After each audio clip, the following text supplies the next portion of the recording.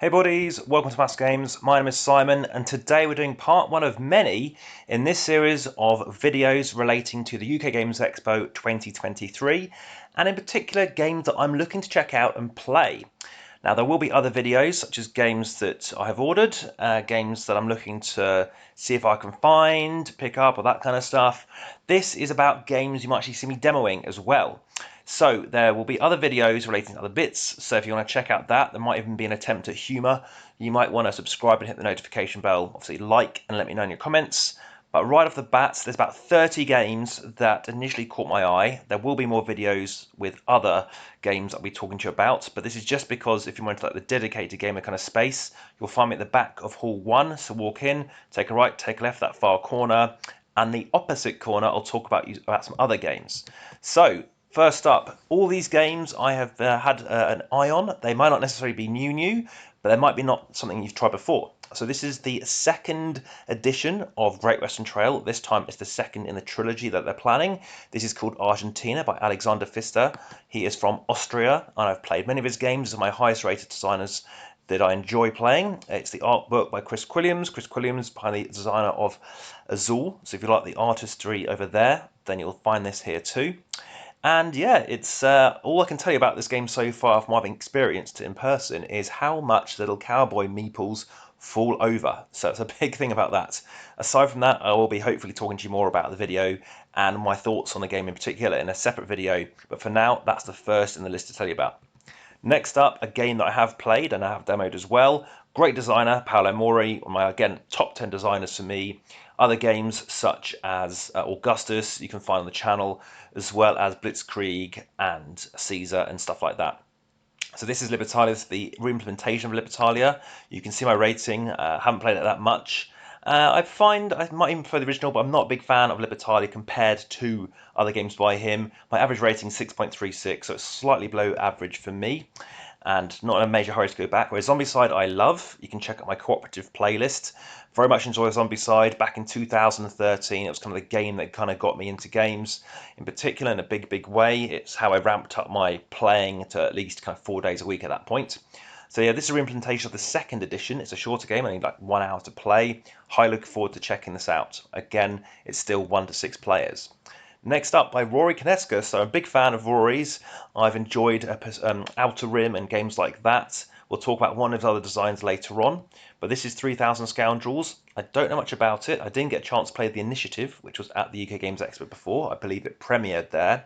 Like that game, this is by his company, Unexpected Games. So I look forward to trying out this one. Deduction, open drafting. Doesn't take long, 60 to 90 minutes.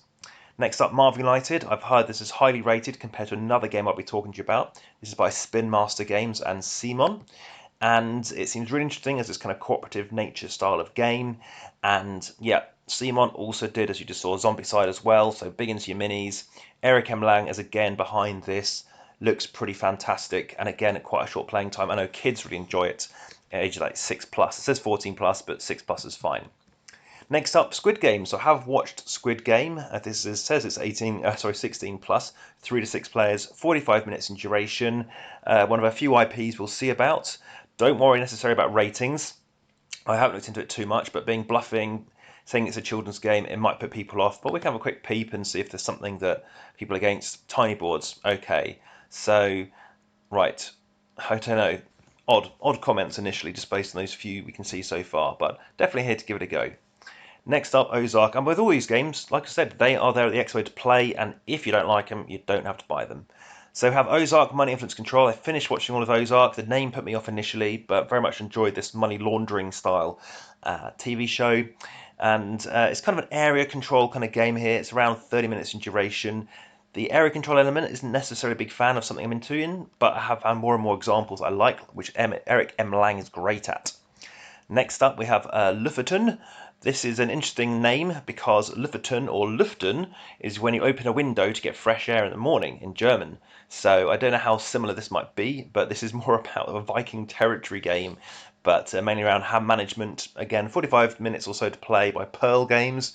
Put out some interesting games in the past, and a great designer. We've got someone here who I think Trois is something they did. Yeah, Trois. So there we go, one of the most mispronounced names, people calling it Troyes.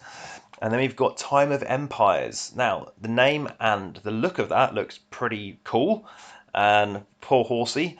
And yeah, very high rated game, 7.5. I mean, when a game's a high rated game like that, what do you do? Well, it's got worker placement. Let's have a quick peep as to what people are saying initially about it. Right, not much, unfortunately. But yeah, we'll crack on and see if you like it. So, Agricola, not the first game we'll mention by Uwe Rosenberg. This is my, I think, 13th game would have played by him, and I did meet him last year. I've been to numerous places where he has set board games. So, if you like Clemens France, we'll be seeing Clemens France again on this list.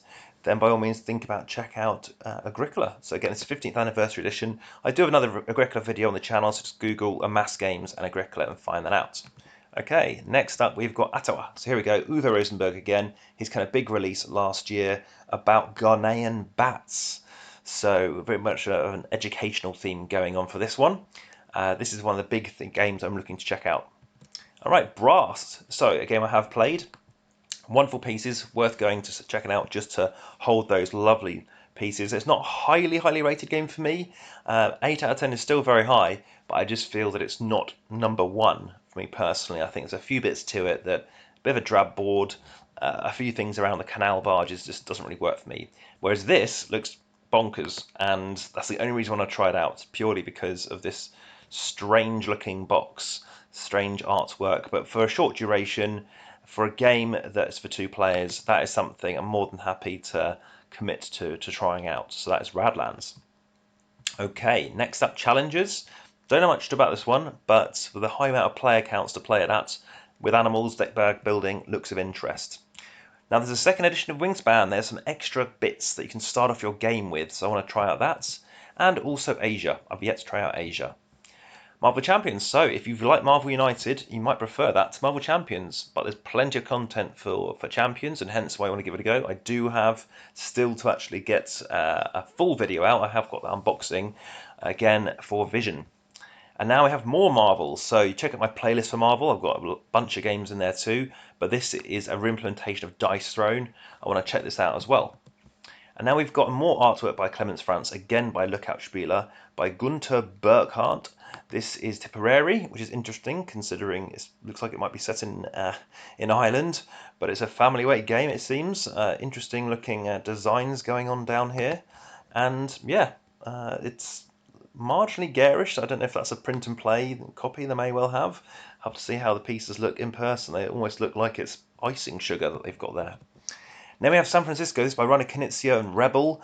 I was due to play this at the Games conference over in Germany end of last year, but it turned out that they ran out of English language copies. Then we have Ready Set Bet. So this is a very prolific designer, John D. Clare, highly rated games. You can check out my video, or various videos, in fact, for Tainted Grail. Sorry, not Tainted Grail, Edge of Darkness, also by AG. And very much look forward to trying out this kind of betting game. But again, this plays up to 9 players, so look forward to seeing get a big group for that. More IP going on here, again with Stranger Things, Attack of the Mind Flayer. If you're not familiar with the program, this is a 4 to 10 playing game, 20 minutes, so don't worry about the duration. Sit down, take the world off your feet, 20 minutes of seeing if you go upside down. And now coming back to Roy Knizia, this is not designed by him, it's by James Kniffen by Fancy Flight Games. It's a roll and write game which might well take 2 hours compared to 11 hours that I've spent playing at multiple games of Twilight Imperium 4th edition. Okay, and then we've got Heat, Pedal to the Metal. So I have met these designers multiple times. I'm a very big fan of Flamme Rouge. Check out my videos and channel for that. But this is Heat, a bit more complicated. Some card games, including Formula D, and in particular, I think it was Rallyman. I did not like the way they style up, they did stuff. So I'm hoping it's not too convoluted. Stardew Valley, so I have never played the actual app version of this, but this is a cooperative game that seems to take longer to teach than it does to play. That does worry me, but I look forward to seeing how it goes and how perilous it might be. Cascadia, so you see I really do enjoy Cascadia. I actually haven't logged many plays for this one though, but I played it on the day that the Kickstarter edition came out. I very much enjoyed it, really clicked with me on how to play it. Prefer it over Calico, yeah, highly recommended. Dixit has a refresh, so there'll be some 2021 cards, so check that out. I've also played Clank Catacombs, big fan of this so far. It's like my favourite Clank game, and there are other games in the Clank series, such as the Legacy game, which I haven't opened yet, but I do have. And now we're on to something in that far corner I mentioned, so something a bit more lighter, make you laugh, party games, very clever designer. This is by Bez, and she's got loads of new games out. 4 games we're briefly going to show you here. This is in the categorical sense. We've got a game about seriously surreal creatures, trying to identify them after someone makes noises. So she's got that too, and her stand's always in red. Then we've got a game about words that rhyme with terrible rules on a line, and a game about auctioning cubes after winning an auction to become the auctioneer. Very fascinated. I helped out on that stand last year, and loads of fun teaching 8 or so games. So check all that out. Check out my Yogi videos and Yogi Guru. Again, just Google Yogi and AmassGames and you'll find it. But for now, that is it so far. But there'll be more videos to come, and I'll be talking to you again and seeing you at the show. So for now, back to the table.